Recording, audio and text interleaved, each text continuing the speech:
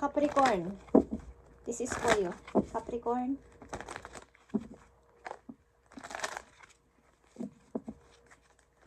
February 3, 2025 sa mga Capricorn. Ang oras na ay 10:21 guys. Sobrang lamig guys sa labas.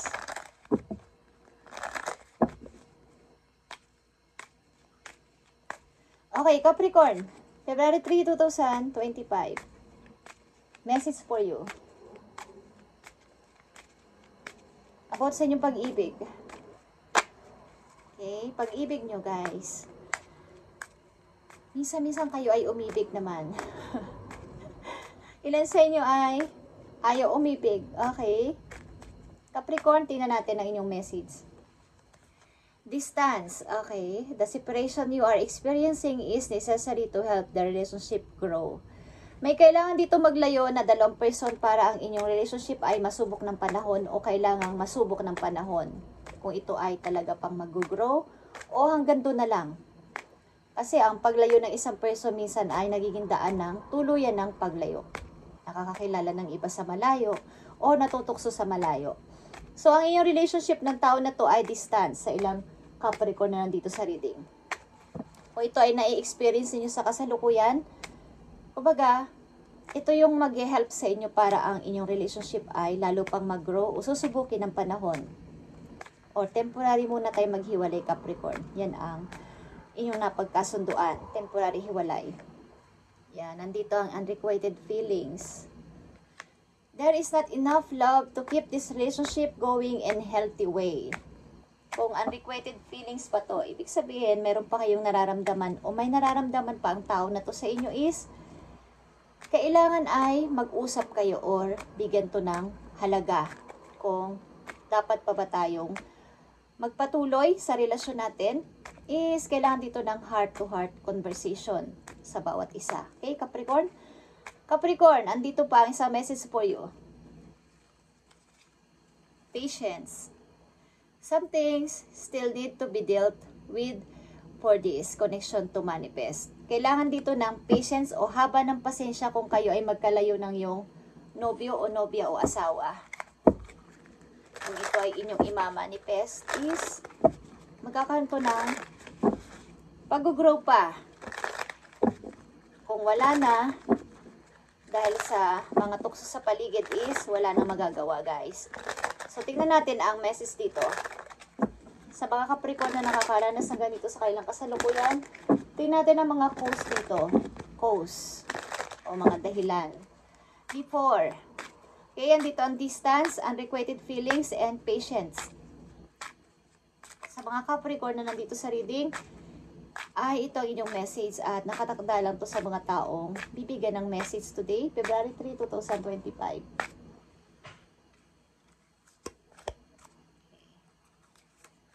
Message for Capricorn.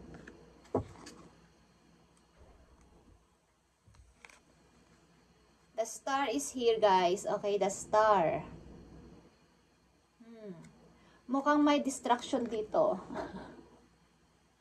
Kumbaga, andito yung goal natin. Okay, goal natin dalawa. Mag-grow tayo sa isa't isa. Maglaylo muna tayo o temporary hiwalay. But something na may nadidistract itong tao. At wala sinabi ko, tukso. Okay? Lumayo ang isang person at maaaring natigil ang kanyang, kumbaga ito ay pagsasalin ng tubig sa cup. Kumbaga, kahit kayo ay magkalayo ng iyong karelasyon o asawa or what is, pinagpapatuloy niya ang pasensya, ang hindi pagtingin sa ibang tao, hindi pagtingin sa isang lalaki o sa isang babae, para magtuloy-tuloy ang pag-grow ng inyong relasyon kahit magkalayo kayo. But mayroon ditong na-distract o parang na-distract or natutukso na tumingin sa iba. Okay? Habang nasa malayo. Unrequited feelings, guys. Okay, dito ang Six of Swords. Kailangan nyo mag-usap between sa inyong dalawa sapagkat may involved ditong anak baby, Capricorn. At kailangan dito ng heart-to-heart conversation like I said sapagkat may involved na anak dito sa ilang Capricorn na nandito sa reading. Okay? Kailangan ninyong mag-usap ng matino sa matahimik na lugar at kayo-kayo lang. Okay? Para magkaroon ng kaunawaan dito sapagkat may feelings pa dito ang isa't isa. Pag naghawak ang inyong kamay, may mararamdaman pa rin kayong kuryente. Okay, Capricorn? So, kailangan ninyong mag-usap dahil dito ay may involved na baby o anak. Patience. Okay, some things still need to be dealt with this connection to manifest. Something dito guys ay mayroong mga tukso sa paligid na maaaring maging dahilan ng inyong paghihiwalayan o hindi pagkakaintindihan ng iyong asawa o ng iyong karelasyon. Kailangan dito ng pasensya, okay, kung imamanifest nyo ang relasyon na to sapagkat may mga ilan-ilang tao na kumbaga naiinggit sa inyong relasyon ng tao na to. May mga tumitingin. Kay Capricorn, may third party na mai-involve dito o involved na. So, kailangan nyo maging magkaroon ng pasensya dito kung ito ay minamanifest ninyo ang connection na to, Capricorn. Tingnan natin ang message pa dito, Capricorn, sa inyong pag-ibig. May natutukso ditong tao habang nasa malayo. Okay. Hindi na pinagpapatuloy ang kanilang goal na, kahit nasa malayo tayo, magiging honest tayo sa isa't isa. Nadidistract. Okay, Capricorn. Maring ito ay online. Direct message, nagme-message ng balikan sa isa't isa. Kumbaga, message ng online.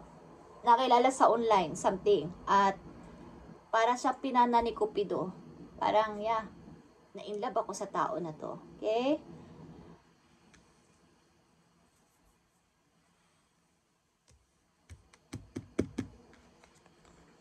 Unrequited feelings. Dito ang Four of Pentacles. Nakaroon ko siguro kayo ng problema sa money o something na kailangan ninyong i-hold pa isa't isa dito, guys. Pag-usapang mabuti bago mauli ang lahat na hindi pa tayo pwedeng. Kumbaga, dahil may involved na anak dito, kailangan ninyo ng mag-take kayo ng risk dito para maging maayos ulit ang inyong pamilya. Ano man ang mangyari, i-hold nyo ang tao na to o something na mag-usap kayo kung kayo ay may feelings pa sa isa't isa o may feelings pa kayo sa tao na to at lalo't may involved na anak dito at ayaw nyong pakawalan ang person na to.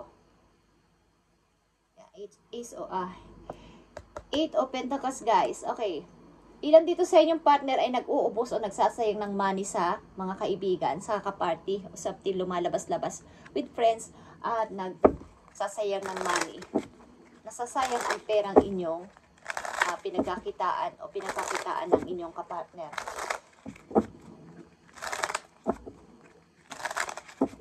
Capricorn.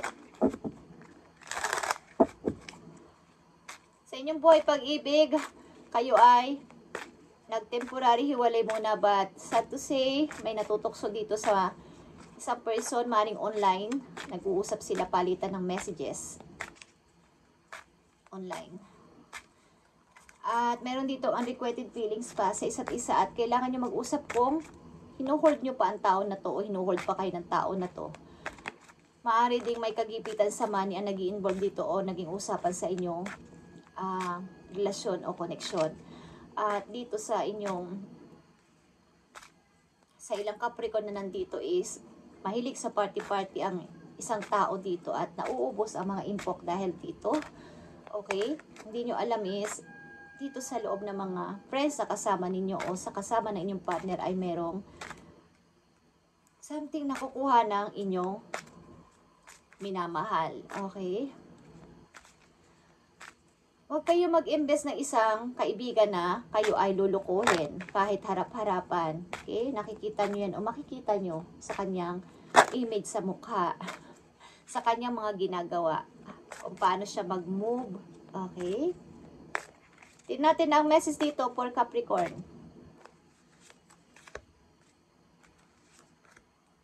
February 3, 2025. Capricorn. Maybe kayo talaga ay mahaba ang pasensya sa relasyon na to at tuloy-tuloy sa pagpapasensya. Kung ano man ito is gusto ninyo ulit mabuo ang darating ang panahon na mag-grow pa talaga to. Yan ang inyong iniisip sa back ng inyong mind na kahit ano pa nangyari o mangyayari sa aming relasyon ay mag-grow pa to. Darating din ang panahon at alam niyo yung ibon na umalis sa pugad is babalik sa dati niyang, kumbaga, gusto niya magbalik ulit sa dating pugad. Magbabalik ang tao na to sa inyo. But, pakiramdaman ninyo sa inyong sarili kung kaya pa ba? Kaya pa ba ng inyong, lalo na sa inyong physical, sa inyong emotional, okay? Kaya pa ba? Seven of Pentacles is here. Okay.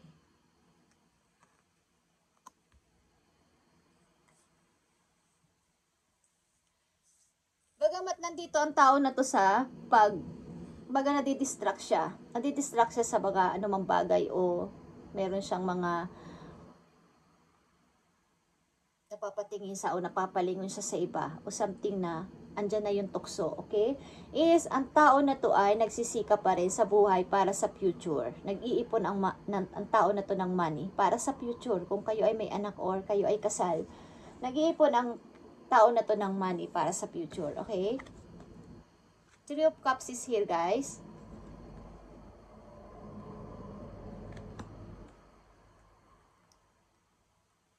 Kung kayo ay tuloy-tuloy dito sa pakikipag-usap ng kumbaga, heart to heart sa tao na to na inyong involved sa buhay ninyo ay mayroong magandang good news sa paparting sa inyo. Okay? May pagsasaya na mangyayari dito. May pagsasaya na mangyayari dito sa inyong relasyon na to at magandang kahihinatnan. Sapagkat may feelings pa kayo sa isa't isa. Mayroong pang spark. Okay? Capricorn, the star is here. Yeah, tuloy-tuloy kayong umaasa na mababago pa o magiging okay pa ang relasyon na to. Ano man ang mangyari. May umaasa sa inyo na magbabago pa ang tao na to o magbabalik ito sa buhay ko.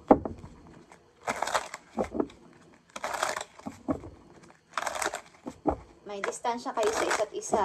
But, hindi ko alam kung natukso ang tao na to sa iba o lumingon sa iba. But, nagpapatuloy siya magtrabaho para sa future.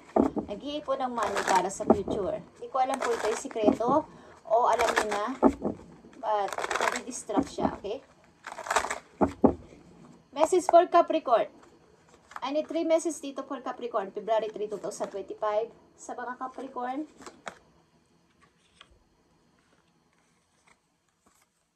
Nandito ang Queen of Wands, okay? Capricorn at Page of Wands. And Four of Wands. Ito ay lahat ay Wands. Ito ay lahat ay fire sign. Okay? Aries, Leo, Sagittarius. Or Aries, Leo is here. Sa outcome ninyo is all about sa mga desire ninyo sa buhay na ipagpatuloy ninyo ang inyong mga nasimulan. Capricorn, huwag kayo magpadala dito sa problema na to at gawin ninyo ang inyong yung passion ninyo, yung desire, yung dinidesire ng inyong heart na kung ano ang gusto ninyong mangyari sa kasalukuyan. Kahit wala ang person na to o malayo kayo sa isa't isa, isipagpatuloy ninyo ang inyong passion, ang inyong dinidesire ng puso at kumbaga as a Queen of Wands is maging creative kayo at maging strong kahit mag-iisa o mag-isa dyan sa inyong kinalalagyan sa ngayon kung saan man kayong bansa o lugar sa ngayon ay magpatuloy sa buhay. Ano man itong nangyayari dito or may involved na energy sa inyong Leo, okay? Or fire energy. Okay, Capricorn. Maaaring binagawa niyong bisa inyong sarili para hindi nyo na maalala itong nangyayari na to. Okay, sa inyong sitwasyon.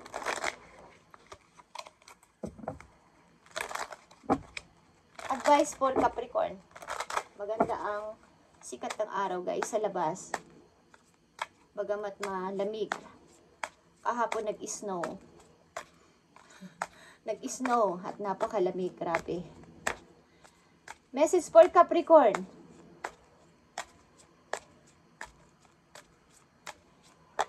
Message for Capricorn.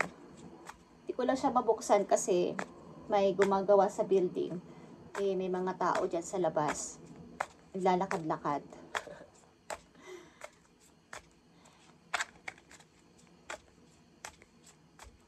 Okay, Capricorn, ito ang message for you. Advice para sa inyong sitwasyon. When a door doesn't open, don't waste your energy trying to make it open. It's a close for a reason. You are being redirect to something far bigger and better. Endings are part of the cycle of life. They make way for wonderful new beginning and opportunities. Okay. Nagpapahiwatig ito na ang itong sitwasyon na to ay maaaring nandito kayo sa 50-50 na close na ba to o mag-o-open pa itong person na to sa akin o magkakabalikan pa ba kami. Okay?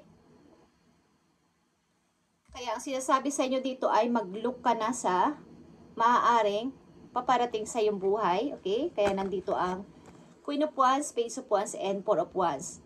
Magpatuloy ka sa buhay like I said kanina at ipagpatuloy ang passion, dinidisan ng puso at gawing busy ang sarili, maging creative at maging strong person.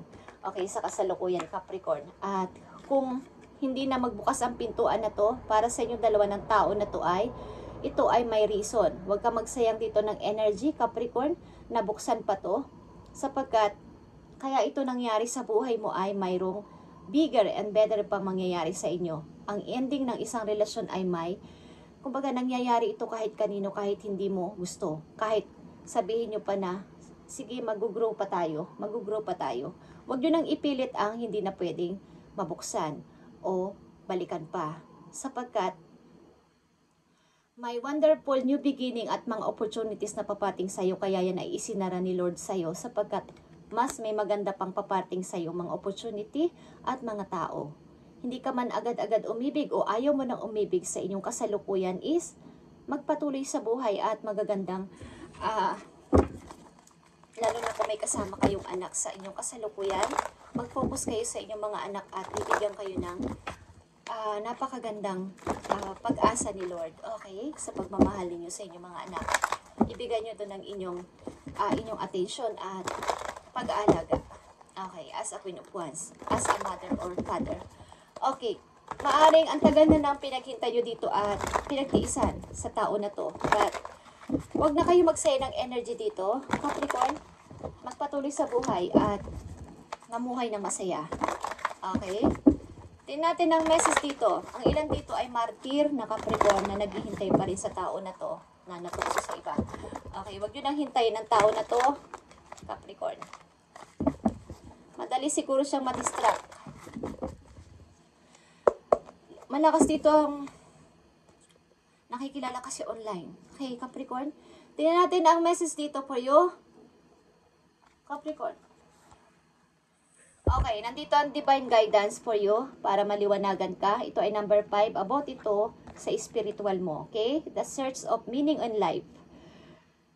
Consider an alternative approach. Surround yourself with wise teacher or friends. Doon ka lang mag-surround sa mga wise na magtuturo sa iyo o mag-a-advise at mga friends na may positibong pag-iisip. Okay? Simula sa araw na to. Yan ang ipinapayo sa iyo ng iyong divine guidance na ikaw ay mas malapit pa kay God at kumbaga alternative approach. Kumbaga yung dati mong pinaplano, hindi nagkatotoo o na hindi ka nagtagumpay, gumawa ka o mag-isip ka ng alternative o humingi ka ng advice sa iba na ito yung gawin mo, baka mag-okay ka. Okay? Thank you Capricorn at maging maayos ka na sana at maging okay. Pakawalan mo na ang tao na to. Kung pinipilit mo pa itong mag-grow na mag-grow is, wag na. Wag mo nang pilitin pa ang isang door na nakasara na sapagkat nagsasayang ka ng energy mo dito. May mga magagandang paparting sa'yo dito. But siguro, kailangan nyo dito mag-usap para magkaroon na ng closure dito. At tigilan na makipag-kaibigan sa mga taong may duplikara mukha. Okay. Maaring meron dito matukso sa isang kilala din or sa mga pagdalo-dalo sa mga events or party. Okay. Something. Okay guys. Thank you and God bless Capricorn at pagpalain kayo ni God sa inyong mga plano at gagawin sa buhay. Thank you and God bless Capricorn.